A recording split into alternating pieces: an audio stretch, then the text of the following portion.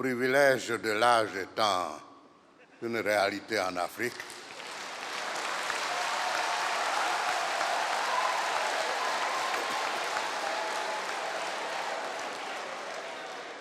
c'est de ma place que je vous parlerai pour quelques instants.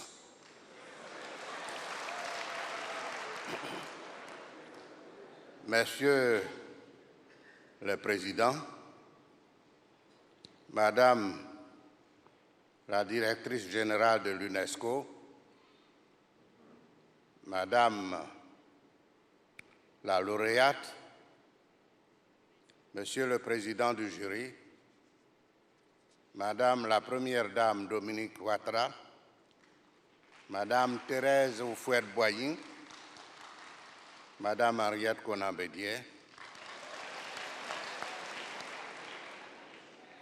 Monsieur le ministre, gouverneur du district autonome de Yamoussoukro, Monsieur le maire de la commune de Yamoussoukro, professeur Jean-Noël Loukou, secrétaire général de la Fondation Félix Houphouët-Boigny pour la recherche de la paix, distingués membres de la famille Houphouët-Boigny, Excellences, Mesdames, Messieurs, honorables invités. C'est pour moi un immense privilège de prendre la parole à l'occasion de la remise du prix Félix Houphouët-Boigny pour la recherche de la paix. L'émotion qui m'étreint est d'autant plus intense que notre rendez-vous cette année se déroule pour la seconde fois ici à Yamoussoukro, cette belle et magnifique cité au cœur de la savane ivoirienne, ville du père fondateur de la Côte d'Ivoire moderne, le président Félix Houphouët-Boigny. Je voudrais, Monsieur le Président de la République, Alassane Ouattara, vous exprimer toute ma reconnaissance pour votre présence effective à ce moment historique où le prix Félix Houphouët-Boigny, UNESCO, pour la recherche de la paix, va être décerné à une grande dame qui a marqué l'histoire récente du monde. Je salue chaleureusement le président Macky Sall, président de la République du Sénégal, qui représente le parrain du prix, le président Abdou Diouf, qui nous a aidés à assurer la pérennité du prix. Je salue la présence de mon jeune frère, le président Laurent Gbagbo et son épouse.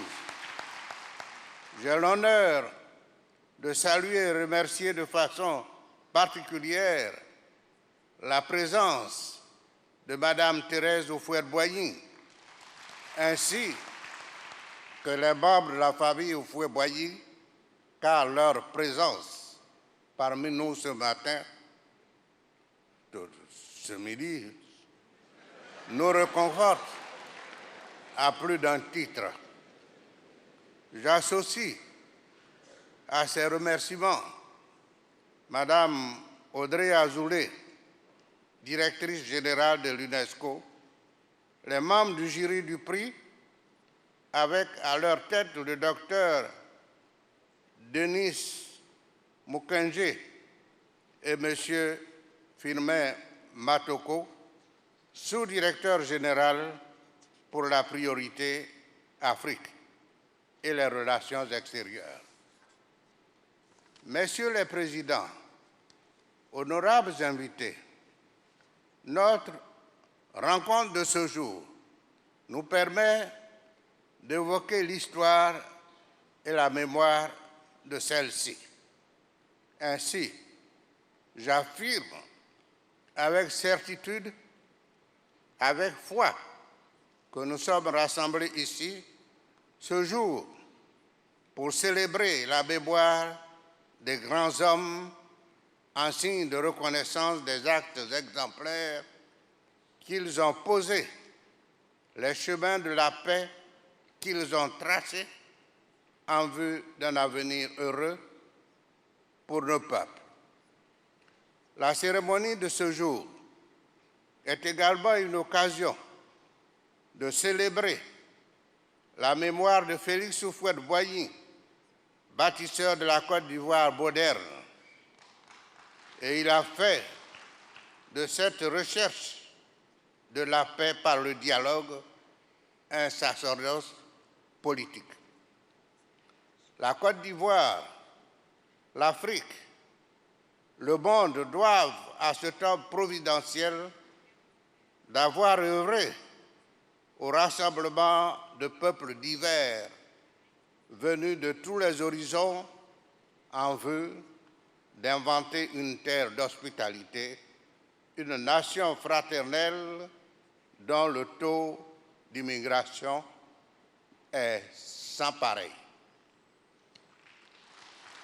Nous lui devons d'avoir mobilisé les Ivoiriens et les Ivoiriennes pendant plusieurs décennies pour accueillir dans les familles, dans nos villes et nos villages, des réfugiés des pays, dans nos villes et villages, des réfugiés des pays africains en crise ou en guerre. Il s'agit du Libéria, de la Sierra Leone, Angola, du Nigeria.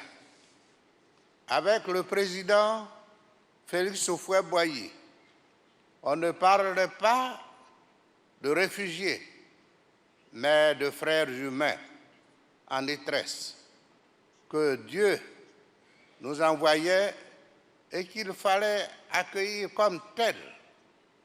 Le président Houphouët-Boigny ne fit jamais bâtir des camps de réfugiés, mais demanda de les accueillir dans nos villes, villages et de les intégrer dans nos familles. Messieurs les présidents, honorables invités, vous comprenez donc pourquoi, avec vous, je veux féliciter le jury du prix Félix Houphouët-Boigny pour le choix judicieux porté sur la personne de Madame la chancelière Angela Merkel.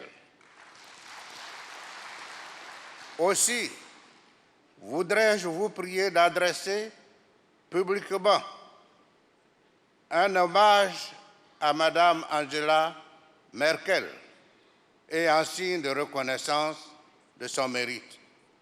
Un standing ovation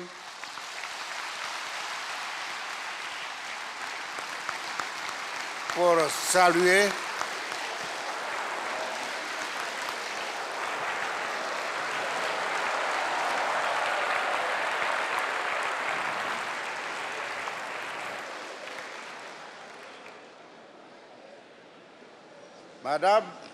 Madame la chancelière, en vous accueillant ici à Yamoussoukro, nous accueillons une personnalité d'un courage et d'un moral politique exceptionnel. Sous votre autorité, l'Allemagne a accueilli entre 2015 et 2016 plus d'1 200 000 réfugiés et demandeurs d'asile au plus fort du conflit syrien, dans des contextes de violences meurtrières dans d'autres endroits du monde.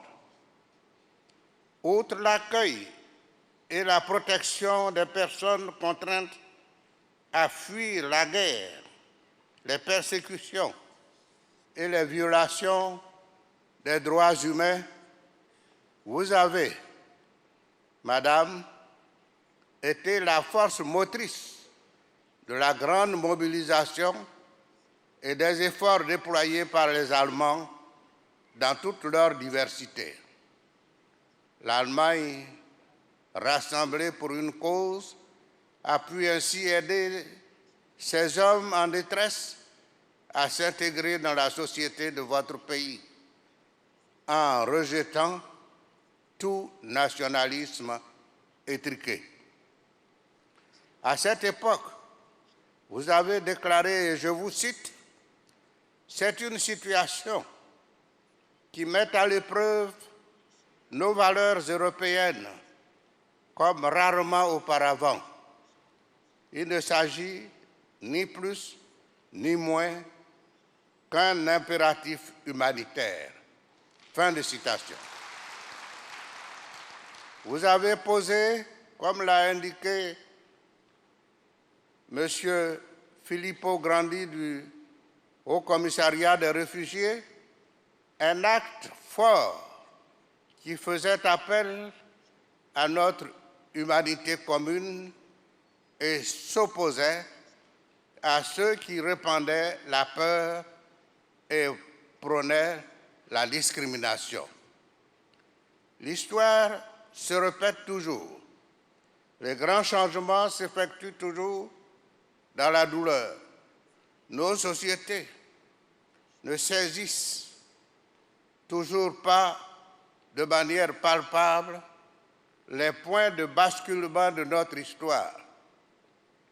Nous sommes omnibulés par les privilèges du moment qui oblitèrent souvent notre capacité à relever les défis urgents. C'est à ces moments-là que les qualités des grands dirigeants s'activent comme un facteur, comme une enzyme déterminante de changement qui fait passer notre monde à un nouveau stade de progrès vers l'épanouissement des peuples. Comme les héros d'hier, vous avez pris sur vous de prendre une urgente et importante décision, celle de venir en soutien à des hommes et à des femmes en détresse. En définitive, Madame la Chancelière, pour paraphraser la secrétaire d'État des États-Unis, Madame Madeleine Albright, une autre grande dame de notre histoire récente, vous n'êtes pas spectatrice de l'histoire de l'humanité. Vous êtes une actrice majeure dans la transformation de notre monde en crise de ses valeurs d'humanisme, de solidarité et de partage. Dans ce sens, vous êtes une digne héritière de Félix Houphouët-Boigny. Dans les grandes dimensions de votre action pour construire la paix au profit de ceux et celles qui souffrent. Vous êtes une héritière remarquable des grands hommes et des grandes femmes d'action qui, dans le monde entier, ont été sensibles à la peine de l'autre, au respect de sa liberté, de son intégrité et de sa dignité. Vous avez changé le désespoir de millions d'hommes qui, dans le monde entier, ont été sensibles à la peine de l'autre, au respect de sa liberté, de son intégrité et de sa dignité. Vous êtes la digne héritière de votre famille qui vous a enseigné les valeurs de l'amour, un amour attentif à la souffrance des hommes. Ainsi, nous aussi, nous nous réclamons de l'héritage de Félix Houphouët-Boigny. ainsi que de toutes les grandes personnalités qui ont marqué de leur empreinte l'Afrique et le monde au service du bonheur des populations et de la paix. Nous avons le devoir de nous approprier les réalités d'aujourd'hui pour trouver des solutions durables au service de la paix dans le monde. Je pense à toutes les parties du monde où persistent encore des conflits. Je pense à la lutte contre le terrorisme en Afrique de l'Ouest, aux crises en Centrafrique et en République démocratique du Congo. Il me paraît, s'agissant de la République démocratique du Congo, de saluer le combat de Madame Julienne Lussange contre les violences faites aux femmes. Je remercie le jury d'encourager son action en lui décernant une mention spéciale. Je pense à l'Europe avec le conflit russo-ukrainien dont le bilan humain et matériel devient de plus en plus lourd avec des milliers de morts, de blessés et de déplacés en Europe. Je pense à l'Afghanistan. Au total, ce sont aujourd'hui, selon les chiffres du HCR, plus de 100 millions de personnes en déplacement forcé dans le monde. À cet effet, je me réjouis de toutes les initiatives qui sont prises pour assister les pays d'accueil ainsi que les victimes de la guerre. Il est temps d'agir ensemble pour engager de manière concertée des solutions qui garantissent la paix afin d'éviter un nouveau drame à notre monde. J'ai aussi une pensée pour mon pays, la Côte d'Ivoire, qui peine encore à engager un dialogue franc et sincère entre tous ses fils et filles pour construire une paix durable au service du bonheur de ses populations et de celle de l'Afrique de l'Ouest. Héritier de Félix Houphouët-Boigny, je crois qu'en mobilisant toutes nos énergies, à nouveau, nous pouvons préparer un héritage de paix pour les générations de demain, ici même en Côte d'Ivoire, en Afrique et dans le monde. Comme la chancelière Angela Merkel, j'affirme avec vous, nous pouvons le réaliser. Je vous remercie de votre aimable attention.